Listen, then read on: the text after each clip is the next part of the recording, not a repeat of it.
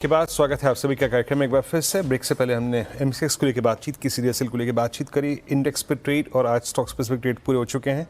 एक काम करते हैं, पहले सस्ता ऑप्शन ट्रेड लेते हैं। रुचित, ऑप्शन ट्रेड्स में क्या पिक कर रहे हैं आप और क्या चेज करेंगे इस वक्त? जी, अगर ऑप्शन ट्रेड में देखें तो मैं ओबेरॉय रियल्टी के साथ ही जाऊंगा, क्योंकि यहाँ पे मैं लग रहा है कि जो कंसोलिडेशन के ब्रेकआउट जो प्लेस्ड है ये स्टॉक में, उसके कारण एक अच्छा मूव ये स्टॉक में नियर टर्म में प्लेस्ड है। सो करंट लेवल्स पे ओबेरॉय रियल्टी के ऑप्शन सेगमेंट में 2100 रुपये के कॉल ऑप्शन में ख़रीदारी करने की सलाह रहेगी। ओबेरॉय रियल्टी के 2100 की कॉल करीब 37-75 पे ट्रेड करते हुए, और आज याद रखिएगा सुबह से इस पूरे के पूरे सेक्टर में, स्पेस में, चाहे वो लोधा डेवलपर्स हो, चाहे वो आपका ओबेरॉय रियल्टी हो, सब में अच्छी खासी मूव है।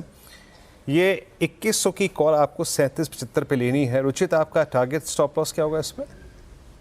जी, इस पे 24 रुपये के स्टॉप लॉस रखने की सलाह रहेगी और 65 to 70 की रेंज में टारगेट्स इसमें एक्सपेक्टेड रहेंगे।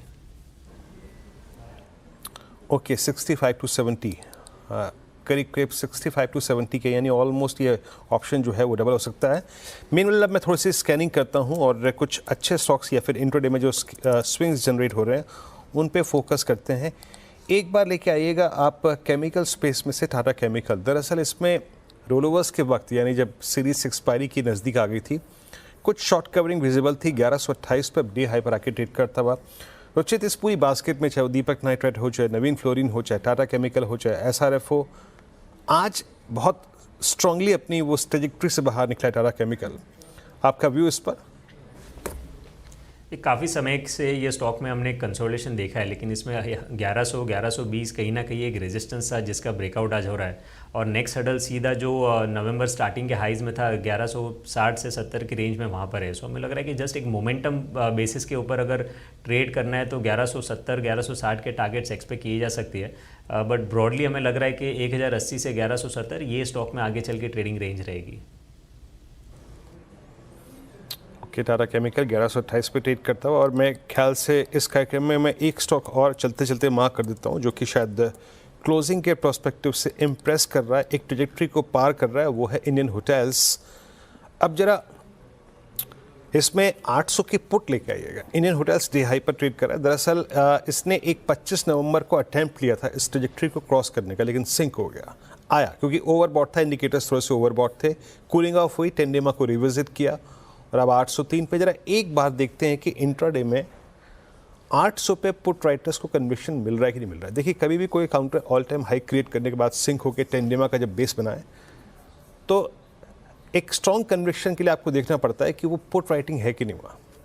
और आप देखिए, करीब ओपन इंटरेस्ट में 6,14,000 शेयर जुड़े हैं। आज पुट राइटिंग विजिबल है यहाँ पे। रुचित, आपका टेक क्या है? कैसे अप्रोच कर रहे हैं आप इसको इंडियन होटल्स डे हाई पर? वीरू, क्लियर एक हाई टॉप हाई बॉटम का स्ट्रक्चर है। स्टॉक एक काफ़ी स्ट्रॉन्ग अप ट्रेंड में है। सो यहाँ पे कोई भी रिवर्सल के साइंस नहीं है, तो पॉसिबल है कि अप ट्रेंड और आगे कंटिन्यूड रहेगा। पिछला स्विंग हाई देखे तो 810 के आसपास था जो 25 तारीख को बना था, और एक बार ये 810 का लेवल सरपास हो जाता है। सो आई थिंक रिट्रेसमेंट्स के हिसाब से 840 तक की जगह ये स्टॉक में ओपन अप होती है।